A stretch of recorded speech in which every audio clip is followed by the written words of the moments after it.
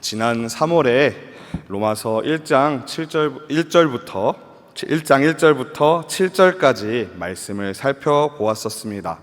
모든 성도님들이 다 기억하고 계실 것이라고 믿고 있습니다. 그때 저희가 살펴보았던 1절부터 7절은요, 인사라고 했고요. 바울은 예수 그리스도의 종, 사도로 부르심을 받은 자라고 자신을 소개하면서요, 복음이 바로 그 아들이신 예수 그리스도인 것을 선포하였습니다. 그리고 저는 그 말씀을 통하여서 그 복음이 이제 우리 복음의 택함을 받은 우리를 통하여서 다른 사람들에게도 전해져야 하는 기쁜 소식이다라고 말씀드렸었습니다. 예수님은요, 다윗의 후손으로 오신 참 인간이고 부활을 통해 하나님의 아들로 능력 있게 선포되신 참 하나님이신 것, 즉 복음이 예수 그리스도이신 것만 기억하시면 될 것 같습니다. 고대의 편지를 쓰는 방법에 대해서요, 살펴보면은 인사 다음에 반드시 이어지는 순서가 있습니다.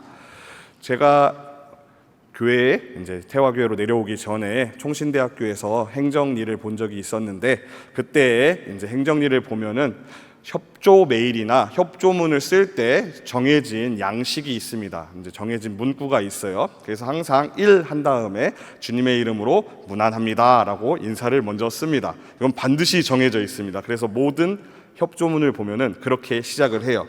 그것처럼 고대의 편지를 작성할 때는요, 이러한 순서가 있습니다. 그래서 인사 뒤에 이어지는 것은 바로 감사입니다.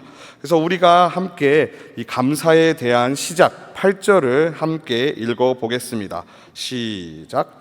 먼저 내가 예수 그리스도로 말미암아 너희 모든 사람에 관하여 내 하나님께 감사함은 너희 믿음이 온 세상에 전파됨이로다. 로마서는 저희가 그냥 대충 계산했을 때 2000년 전쯤에 쓰여진 서신이잖아요. 그래서 2000년 동안 수많은 사람들이 이 로마서를 연구해 왔을 거고요. 그리고 그렇게 연구한 수많은 신학자들이 이 감사, 바울의 서신서에 나타나는 감사에 대해서 결국은 그 편지를 통해서 바울이 말하고자 하는 바가 압축되어 있다라고 결론을 내리고 있습니다. 그래서 이 결론은요, 상당히 믿을만한데요, 이것을 빗대어서 우리가 생각해 보면은요, 어떤 적용점을 찾아낼 수 있는지를 발견할 수 있습니다. 바울이 지금 로마에 있는 교회의 편지의 감사를 시작하면서 하나님께 감사하는데요, 여기에 내용을 보면은 너희 믿음이 곧 온 세상에 전파됨이요 라고 되어 있습니다. 이것을 보면은 우리가 이제 성도님들 혹시 기도하실 때, 감사 기도하실 때 있잖아요. 감사 기도하실 때 어떤 것들을 감사하시나요? 이미 이루어진 것들을 감사합니다, 보통. 그 다음엔 뭐죠? 받았으면 좋겠는 것을 감사를 하죠. 아직 이루어지지 않은 것들. 그렇기 때문에 이 내용을 보면은요, 여기 로마 교회는 우리가 다시 조금 떠올려 보면은 바울이 세운 교회가 아니에요. 그래서 바울은 이 교회가 어떤 상황인지 자신이 직접 눈으로 본 것이 아니라 다 소문으로만 들은 거란 말이에요. 그렇다 보니까 이 교회에 대한 소문이 너무나 좋은 소문이겠죠. 잘 되어 있고 믿음들이 좋다, 그러한 소문을 듣고 너희들이 잘 그 교회가 세워져 있는 것에 대해 하나님께 감사한다. 그리고 또 뭐죠? 앞으로도 계속해서 이러한 믿음들이 계속되기를 원한다가 이 감사를 통한, 그리고 이 로마서를 통한 바울이 말하고자 하는 바라고 본다면 틀림이 없을 것 같습니다. 근데 이 감사라는 부분에서 이상한 부분이 하나 있습니다. 여기 이상한 부분이 있는데 혹시 찾으신 성도님들이 계실까요? 무엇이 이상할까요? 이 감사에 대해서. 여기 보면은 8절의 시작이 먼저로 시작됩니다. 먼저. 그렇죠? 먼저 하고 나면 그런 다음에 감사가 시작되잖아요. 근데 그 뒤에 두 번째가 없어요. 두 번째가. 먼저라는 것은요, 첫 번째 감사 제목이잖아요. 근데 그 뒤로 감사 제목이 이어지는 것이 아니라 다른 내용이 붙고 있다라는 것입니다. 우리가 연말에 연기 대상 혹은 연예 대상 같은 걸 보면은 상을 받은 사람들이 딱 이렇게 나와가지고 꽃다발을 받고 마이크 앞에 서서 먼저 하나님 앞에 감사드립니다 이런 식으로 하잖아요. 그 다음에 우리 나를 낳아주신 우리 엄마 아빠 감사해요, 감독님 감사합니다, 이렇게 감사가 이어지는데 그게 아니라 먼저 하나님 앞에 감사드립니다 하고 나서 제가 말이죠, 저 얼마 전에 집을 샀는데 이런 식으로 내용이 바뀌고 있다라는 것입니다. 그런 것처럼요, 의도적으로 바울은요, 먼저로 감사를 시작하면서 그 뒤에 감사 제목이 아니라 그 감사의 형식을 비틀고 있다라는 것입니다. 그래서 우리가 왜 그랬는지를 살펴보기 위해서 9절을 함께 읽겠습니다. 시작. 내가 그의 아들의 복음 안에서 내 심령으로 섬기는 하나님이 나의 증인이 되시거니와 항상 내 기도에 쉬지 않고 너희를 말하며. 아멘. 요 말씀을 통해서요, 우리가 알 수 있는 것은요, 아직은 알 수 없을 수도 있습니다. 근데 저는 알 수 있는 것은 바울이 매우 심히 로마 교회에 가는 것을 소망하고 있다는 것이 느껴집니다. 근데 중요한 것은 이 상황이 중요한 거예요. 이 상황에 바울은 지금까지 로마 교회에 왔었을까요? 못 왔었을까요? 못 왔었습니다. 이건 로마 교회에 오기 전이에요. 그러면은 여기에 로마라는 것의 특성을 조금 살펴볼 필요가 있어요. 여기 우리 학생들이 앉아 있는데, 우리 학생들 제가 얼마 전에 질문을 했을 때 답변을 너무 잘 해줘서 오늘도 한번 물어볼게요. 속담 문제입니다. 모든 길은 어디로 통하죠? 큰일 났다. 모든 길은 로마로 통합니다. 그렇죠? 이때는 로마 시대예요. 그렇죠? 로마는 어떻게 보면은 세계의 심장부와 같은 곳입니다. 그러면은 이방인들 중에 이방인이 사는 곳이 어디예요? 로마입니다. 바울은 누구죠? 이방인들의 사도입니다. 근데 이방인들의 사도라는 사람이 여태까지 여기에 교회가 세워지고 믿음이 지어지고 소문이 날 때까지 찾아오지 않은 것을 봐서 이때 당시 로마 교회 성도 중에는 바울이 찾아오지 않은 것, 방문하지 않은 것을 서운해하는 사람들도 있었을지 모른다고 신학자 더글라스 문은 얘기하고 있습니다. 그래서 바울은 이 9절과 10절을 통하여서 바울의 서신서에 종종 나타나는 증인 공식이라는 것을 나타내고 있어요. 증인 공식에 예시되는 구절을 두어 군데 찾아보면은요, 먼저 고린도후서 1장 23절이 있는데요, 제가 읽어드리면, 내가 내 목숨을 걸고 하나님을 불러 증언하시게 하노니 내가 다시 고린도에 가지 아니한 것은 너희를 아끼려 함이라. 다음 거 하나는 우리 함께 읽어보겠습니다. 갈라디아서 1장 20절입니다. 함께 읽겠습니다. 시작. 보라 내가 너희에게 쓰는 것은 하나님 앞에서 거짓말이 아니로다. 아멘. 네, 이것처럼요, 오늘 9절에서도 뭐라고 나와 있어요? 하나님께서 보증해 주신다고 합니다. 무엇을요? 바울의 기도를. 즉 로마 사람들이 바울이 말만 하고 찾아오지 않는구나. 혹시 요거를 하면서 떠오른 건데, 눈치 없는 사람이 제일 많이 하는, 한국에서 눈치 없는 사람이 제일 많이 하는 말 2위가 뭔지 아시나요 혹시? 2위가 언제입니다. 언제. 왜 언제일까요? 한국에서 제일 많이 하는 의례적인 인사가 있어요. 뭐죠? 밥 한번 먹자. 진짜 밥 먹자는 얘기일까요? 그냥 인사죠. 근데 이제 눈치 없는 사람들은 어떻게 해요? 언제? 어디서? 뭐 먹을 건데? 눈치 없는 거, 그런 거죠. 그런 것처럼요, 여기에 보면은 마치 이제 이런 인사처럼 의례적으로 바울이 로마 사람들한테 나 너네 보고 싶다, 나 너네를 만나길 소망한다, 로마에 가길 원한다 라는 것이 아니라 하나님께서 보증하시는 것처럼 내가 너무나 열심히 너희를 만나기 위해 노력하고 있고 기도하고 있다라고 말하고 있는 것입니다. 제가 약 10년 정도 전에요, 10년쯤 전에, 한창 대학생이던 시절입니다. 대학생이던 시절에 저는 그때 당시 혈기가 왕성하고 매우 분노가 많은 사람이었습니다. 그러다 보니까 머리를 그때 빨간색으로 염색했던 적이 있었어요. 완전 빨간색으로. 그 오징어 게임에 나오면 맨 마지막에 주인공이 빨간 머리로 나오잖아요. 그것처럼 완전 빨간색으로 한 적이 있는데, 그 이유가 학교에 초록색 머리로 돌아다니는 학생이 있는 거예요. 그래서 내가 그냥 빨간 머리를 다 태워버릴 거야 라는 마음으로 염색을 하고 한 학기 정도를 다녔습니다. 근데 한 학기 뒤에 다시 검정색으로 염색을 했는데, 이제 철학을 가르치는 교수님이 오시더니 저한테 악수를 하시면서, 정우야, 내가 네 머리카락이 다시 검정색이 될 때까지 기도를 쉬지 않았다 라고 말씀을 하시는 거예요. 그 말씀을 들으니까 이게 사실인지 아닌지는 저도 모릅니다. 하지만 교수님의 그 말씀을 들으니까 교수님이 나를 위해서, 내 머리카락을 위해서 이렇게 열심히 기도를 해주셨구나 라는 마음이 들어서 저는 그날 이후로 염색을 빨갛게 하지 않았습니다. 빨갛게 하지 않았어요. 근데 바울이요, 여기서 말하는 거, 로마 성도들을 직접 만나 보지도 않았어요. 하지만 그들을 위해서, 그들을 만나기 위해서 계속해서 기도하고 있고, 그것을 하나님이 보증해 주신다는 것입니다. 이것이요, 단순하게 내가 반복적으로 습관적으로 기도를 많이 했다, 밥 한 번 먹자식으로 기도를 많이 했다라는 게 아니라 심령 깊은 곳에서부터 성령의 감동 아래에 이 사람들을, 즉 이 사람들에게 복음을 전하고 그 지경이 넓혀지는 것을 위해 나타난 선교적인 표현이라는 것이에요. 그리고 이런 마음을 오늘 우리도 품었으면 좋겠습니다. 이제 조금 있으면은 방학이 끝납니다. 그렇죠?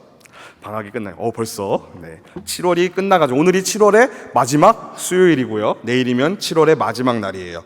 제가 얼마 전에 저희 목사님 중 한 분과 이야기를 하던 중에 목사님께서 말씀을 하셨어요. 여름 사역이 다 끝나니까 여름이 끝났고 이제 조금 사역이 끝나고 나면 올해 한 해가 그냥 슉 하고 지나갈 거다라고 말씀을 하시는 거예요. 그래서 시간이 너무나 빠르게 흘러가는구나 라고 떠올려 보니까 2학기 때 아주 중요한 행사가 있습니다. 무엇일까요? 뭐라고요? 겨울 수련회. 이야, 수련회가 너무 좋았나 봐요. 수련회라고 얘기하는 거 보니까. 2학기 때 가장 너무너무나 중요한 거, 11월 달에 좋은 이웃 초청 주일이 있습니다. 우리 모든 성도님들이 우리 올해가 시작될 때 다들 마음으로, 심지어 적어서도 우리가 태신자라고 부르죠, 좋은 이웃을 작정했었습니다. 그리고 이제 그 좋은 이웃을 초청하는 날이 다가오고 있습니다. 근데 우리는 지금 만약에 그 분에게 내가 오늘 너가 이 교회에 나오기 위해서, 당신이 이 교회에 나오게 하기 위해서, 당신이 하나님을 만나는 이 날을 위해서 열심히 기도하고 준비했어, 하나님이 증인이시야 라고 자신 있게 말할 수 있을까요? 이것이요, 복음을 품는 사람들의 고백이 되어야 합니다. 하나님이 증인 되시는 기도를 우리가 지금 하고 있어야 한다는 것입니다. 지금 이 순간에 우리 성도님들 마음속에 떠오르는 이름, 이미 작정한 그 이름이 떠오르고 계신가요? 어쩌면 그 사람이 성령님께서 오늘 여러분에게 맡기신 기도의 사명일 수도 있습니다.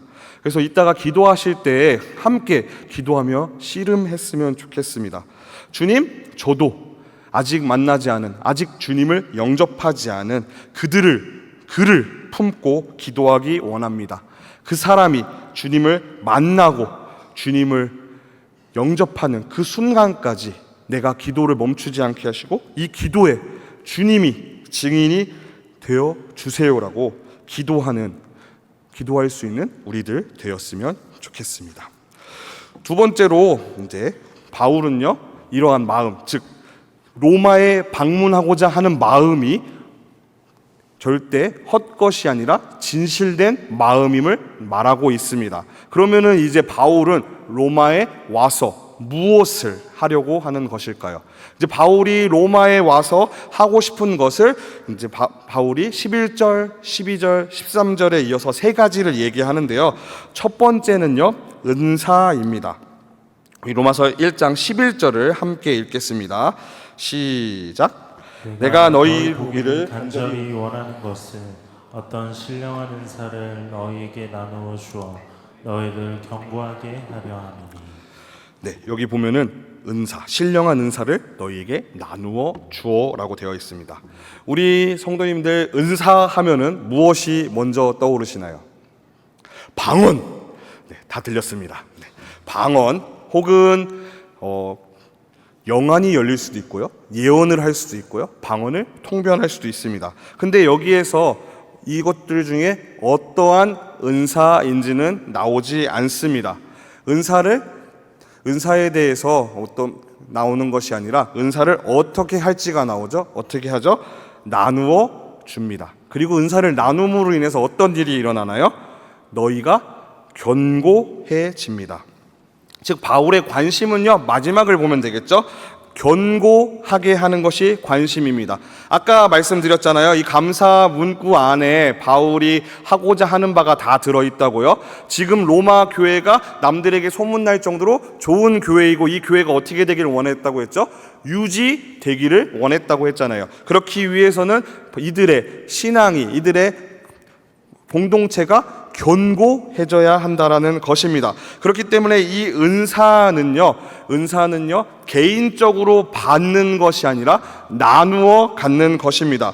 여기 보면은 은사를 나누어 갖는다, 이 은사의 특징에 대해서 에베소서 4장 7절에 나와 있는데요, 우리 함께 읽겠습니다. 네, 없어서 제가 읽겠습니다. 우리 각 사람에게 그리스도의 선물의 분량대로 은혜를 주셨나니, 여기 은혜로 번역됐지만 은사로 보아도 무방할 것 같습니다. 은사는요, 모든 성도에게 각각에 맞는 은사가 주어진 것이에요. 즉, 이 은사 중에는요, 어떤 것이 더 좋고 어떤 것이 더 나쁘고 비교하는 것이 아니라 이 은사를 서로 나눔으로 인해서 우리가 하나 되는 것, 즉 더 견고해져야 한다는 것입니다. 그래서 바울은 로마 교회를 방문하여 자신의 은사를 나누고 그 은사가 공동체 안에서 결합될 때 교회가 더욱 견고해질 것을 기대하고 있습니다. 그렇기 때문에 단순하게 만나서 좋은 얘기 해주고 너희들에게 뭐 좋은 능력들을 주고 하는 것이 아니라 그 핵심, 교회를 세우는 것을 원하고 있는 것입니다. 두 번째는요, 12절을 함께 읽겠습니다. 시작. 이는 곧 내가 너희 가운데서 너희와 나의 믿음으로 말미암아 피차 아니함을 얻으려 함이라. 네, 두 번째는 위로입니다. 위로. 근데 위로라는 것이 어떻게 이루어질까요? 위로는 누군가에게 슬픈 일이 있습니다. 그렇다면 그것을 위로해 주면은 그 슬픈 사람만 마음이 편안할까요? 위로라는 것은요, 피차 주어지는 것이라는 거예요. 즉 슬픔을 나누면, 우리가 흔히 이런 말을 하잖아요. 기쁨은 나누면 배가 되고 슬픔은 나누면 반이 된다. 이것처럼 여기에 피차 안위함, 즉 바울이 일방적으로 너희에게 은사를 나누어 주면서 너희들이 바울이 왔어, 바울이 드디어 우리 로마 교회에 와서 좋은 것들을 전해주고 복음을 진짜로 전해주고 좋은 말씀들을 해주고 갔어 라고 그 사람들만 위로받는 것이 아니라 그들의 교회가 견고하게 서는 것으로 인해서 바울도 마음속에 위로를 받는 것이라는 것입니다. 그래서 고린도 후서 1장 3절과 4절을 보면은 우리 함께 읽겠습니다. 하나님께 받은 네, 제가 잘못 찾았나 보네요. 네, 말씀 잘못 찾았. 네, 그래서 고린도후서에 하나님께 받은 위로로서 모든 환난 중에 있는 자들을 능히 위로하게 하시는 이시로다라고 되어 있어요. 하나님께 받은 위로는요, 우리만 받는 것이 아니라 우리를 통하여서 이미 다른 사람들에게도 위로가 전해져야 한다는 것이에요. 그래서 진짜 위로는요, 나눔에서 시작된다라는 것입니다. 너희와 나의 믿음으로 말미암아라고 고백을 하는데, 그 믿음이 나누어지면서 주고받는, 즉 내가 너에게 빌려주고 나의 위로를 빌려주고 나중에 갚는 그런 것이 아니라 위로를 나눔으로써, 피차 안위함을 얻음으로써 서로가 하나로 묶이게 된다라는 것입니다. 그리고 이것을 보면은 우리가 1절부터 7절에서 보았던 복음의 성질 중에 하나, 확장성, 점점 퍼져나가는 것과 연결된다는 것을 생각할 수가 있습니다. 그러고 나서 13절로 이어지는데요, 13절을 우리 함께 읽겠습니다.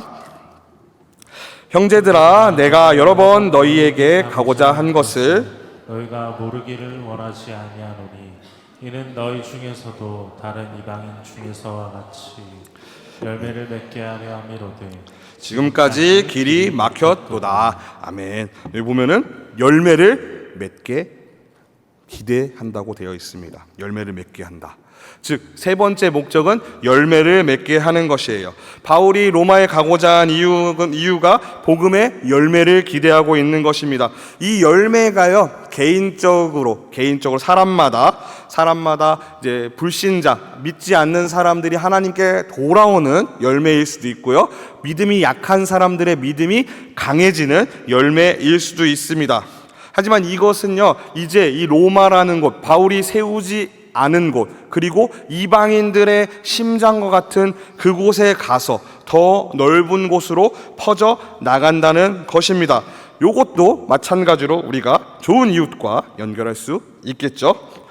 우리의 좋은 이웃들은요 분명히 마음밭이 결코, 혹시 기억하실지 모르겠지만 마음밭이 결코 옥토 같은 분들은 아닐 수도 있습니다. 전도를 해보신 분들은 알겠지만 100명을 만나서 100명에게 복음을 전하면은 단 한 명도 복음을 받지 않을 수도 있습니다. 근데 우리는요, 그럴 때에 마음에 상심하면 안 된다는 것입니다. 왜냐하면은요, 우리가 그럼에도 불구하고 계속 전하고 우리를 통해서 계속해서 그 복음이 흐르는 것이 우리의 사명이기 때문이고, 그렇게 계속해서 은사를 나누고 위로를 나눌 때에 비로소 언젠가 열매를 맺을 수 있다라는 것입니다.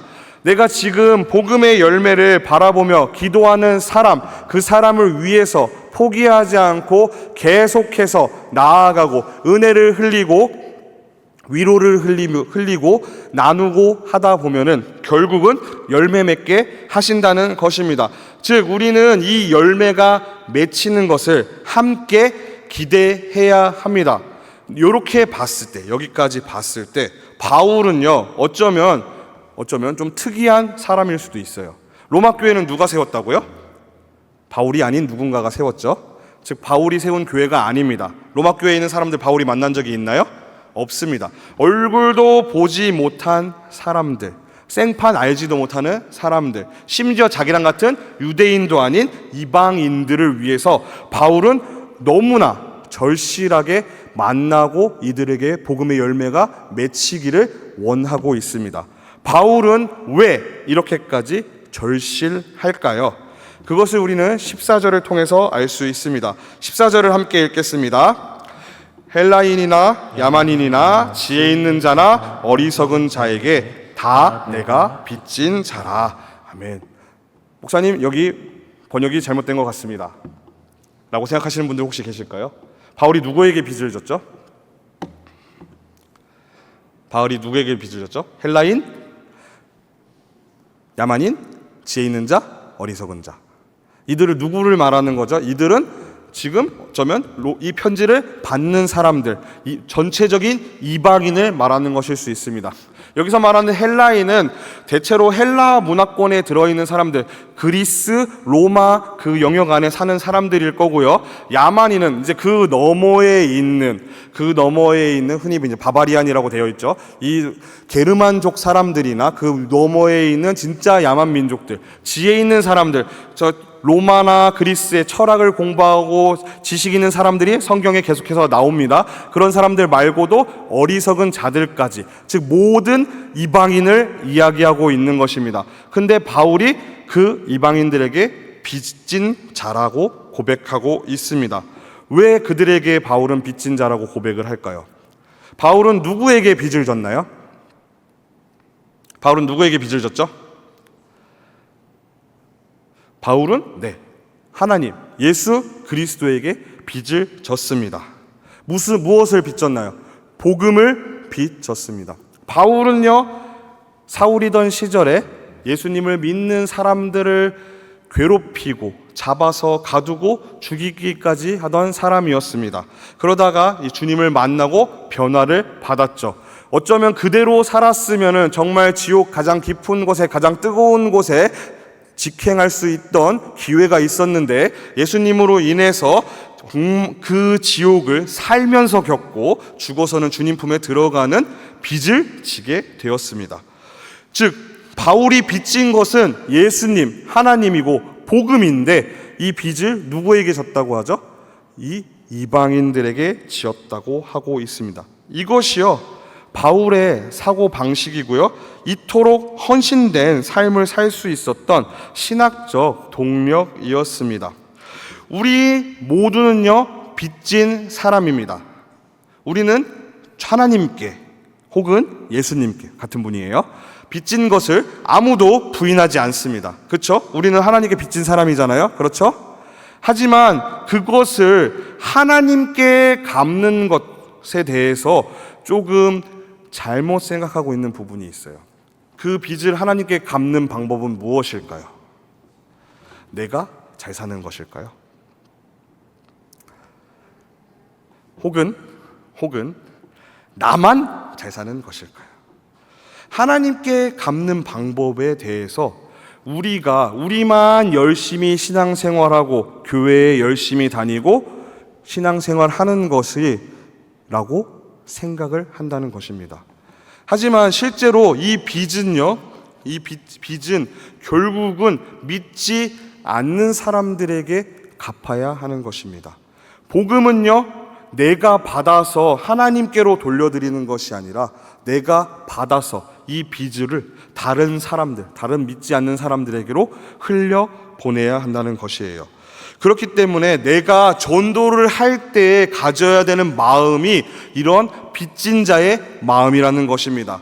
옛날에 전도할 때 거절당하고 하면은 마음이 너무나 아팠어요. 교회에서 봉사하거나 착한 일을 할 때 마음이 너무나 아팠어요. 왜 아무도 이것을 몰라주지? 왜 외면하지? 왜 인정해주지 않지? 거기에 넘어가서 제가 예전에 어떤 집사님께서 이런 말씀을 하시는 걸 들었어요. 저희 교회 집사님 아닙니다. 제가 어릴 때예요. 그 집사님이 저에게 이랬어요. 정우야, 우리 값싼 믿음을 갖지 말자. 사람들한테 값싸게 주는 게 아니야. 이 사람들이 안 오면 그만인 거야. 우리끼리 좋으면 되지. 우리만 하나님 잘 섬기면 돼. 라고 말씀하시던 분이 계셨다는 것이에요. 근데 이런 마음을 가지는 분들이 생각보다 많습니다. 왜냐하면요, 전도를 안 하면 마음이 너무 편하거든요. 왜요? 상처받을 일이 없으니까요. 우리는 본능적으로 상처받는 일을 피하려고 하고 본능적으로 거절받는 것을 피하려고 합니다. 그러면서 대체제를 찾는 것이 어쩌면 우리 스스로가 신앙을 열심히 갖는 것이라고 생각할 수도 있습니다. 하지만 실제로는요, 그게 다가 아니라 우리는 정말 빚진 자의 마음으로 거절당해도 내가 빚쟁이이기 때문에 관계없는 거예요. 이 사람에게 갚을 것이 있기 때문에 이 사람이 거절하고 이 사람이 싫어하고 외면하고 나를 문전박대해도 이 사람에게 갚으러 나아가야 한다는 것입니다. 왜냐하면 우리가 채무자이기 때문입니다. 왜냐하면 그게 우리가 받은 은혜를, 복음을 헛되지 않게, 가볍지 않게 여기는 것이기 때문입니다. 그래서 바울은 15절에 할 수 있는 대로라고 말합니다. 그러면서 너희에게 복음을 전하기를 원한다라고 맺고 있어요. 근데 여기에서 할 수 있는 대로에서 우리는 또 하나 중요한 것을 기억해야 합니다. 많은 분들이 잠시만요. 다소 적은 분들이, 많은 분들 말고 좀 적은 분들이 마음속에 열심이 너무 넘치는 분들이 계셔요.